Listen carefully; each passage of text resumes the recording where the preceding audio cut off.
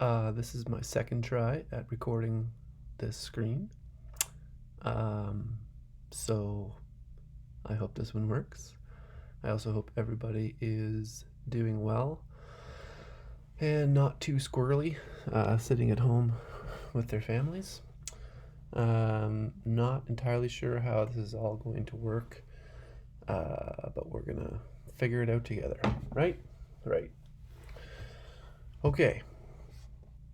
Today's slideshow is moral criticism. You remember way back 3 weeks ago, we did psychological criticism. You remember that these are ways to help you focus your attention on a story. So by doing moral criticism, we're going to ignore the plot. We're going to ignore everything outside of any kind of morality that we see in the story. Okay, so moral critics believe there's a fundamental right and wrong, and that art can influence people's ideas and actions. So we're going to be taking a look at morality in stories. Okay, so the first issue that comes up surrounding morality and literature is censorship. So censorship, as you might be familiar, is a certain group, usually a government, saying this book, this story is morally bad and should not be allowed to be published and is not allowed to be published. So that work has been censored and it's not allowed to be published. So questions surrounding censorship are as follows: should the book be published? What groups might this book offend? Is there any redeeming qualities about this book? Can this book do anybody any good? Perhaps only certain passages should be changed or expunged. Expunged is a fancy word that means taken out. So perhaps the book as a whole is largely okay, but certain passages are not. Perhaps that passage, promotes or talks about, talks about an illegal activity in an alluring kind of way, so it kind of makes it seem okay to do some bad things. So maybe the book can be published without that certain passage.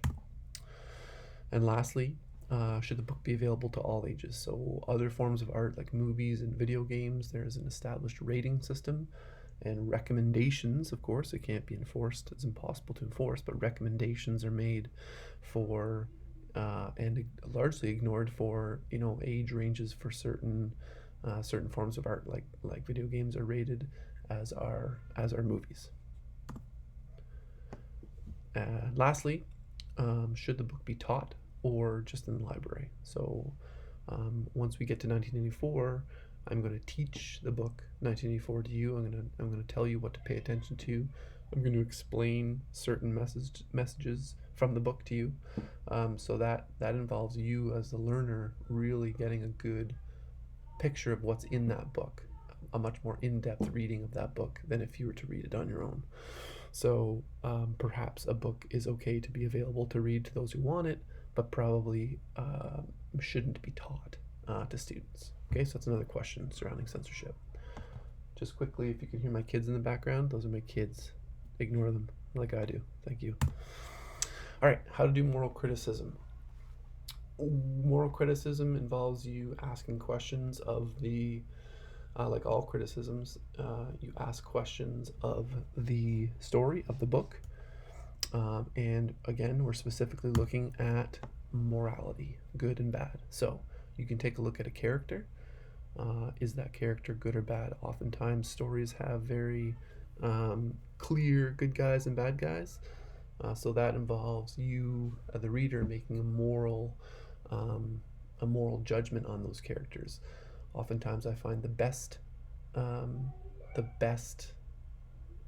stories involve characters where sometimes you think they're bad, and then they do something that makes you think they're good. So it's kind of hard to make a clear moral judgment on a character. I think that's a good character, and I think that makes a good story.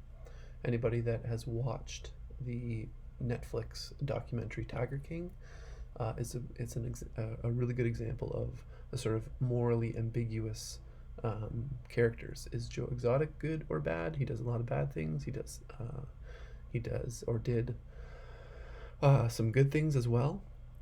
So it's hard to kind of come down morally on either side for Joe Exotic, and the cats and kittens lady there also seems to do good things, but also seems to do some questionable things as well. So any time where you have a character that you can root for and against at the same time, I think that's a good character and that's a good story. Okay, so we can look at actions taken by a character. Are they good or bad? So you're not necessarily looking at the character itself, you're looking at certain actions. You can look at certain events from the story. Is the event good or bad? One sort of caveat that we need to consider, though, when doing moral criticism is what standards of morality you're judging, where you're coming from morally. So if you have extremely high morals, you might think certain things are bad, where others would say that they're okay. So that doesn't invalidate your moral criticism, but you should be aware of your standards of morality when you are making moral judgments. Okay, we'll get some definitions here. Moral generally means good, immoral is bad, and amoral is neutral. Got a nice little diagram on this slide here. It's very important that you, when you're judging an action, that you consider both the motive and the consequences, as well as the action.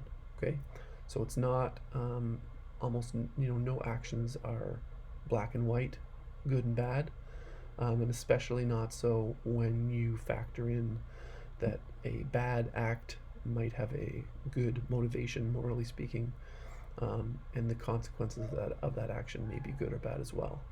So a very famous example would be Robin Hood. Robin Hood committed robbery, which as an act, which I think we can all agree is bad, but his motivation for doing so, to give money to the poor, is good. So that is a old and hackneyed example of an action that it's a good example for how complicated moral criticism can be. It's almost never black and white. There will be shades of gray all over the place, as well as a morally bad act might have a morally good motivation and or a morally good consequence. It's tough to say. Okay, moral issues. What moral issues are raised in the story? How do they relate to or reflect on moral issues facing our society? So in this case, we would look at moral issues that face the society in the story or book. So not necessarily the characters, not necessarily moral actions. We're talking about moral issues. Very famous moral issues would be the death penalty, or abortion, or animal testing. These are moral issues that face the entire society that depend on, geographically, it depends on where, the society's moral judgments can vary widely on geography and other cultural factors like religion. So that's another sort of issue. That's another sort of angle you can take with moral criticism, is focus on the society and the moral issues that are present in that society, in that story. Just got a Slack message there, not sure if you heard that. Okay, so your task is to apply theories of moral criticism to mazes. So basically I want you to read mazes and ask the questions of it that are in the slideshow, and consider the morality, the moral issues presented in it. That's all for today. Not sure if this worked. This is my second try, as I mentioned, but hopefully it does. And hope you're all well, and we'll talk to you later.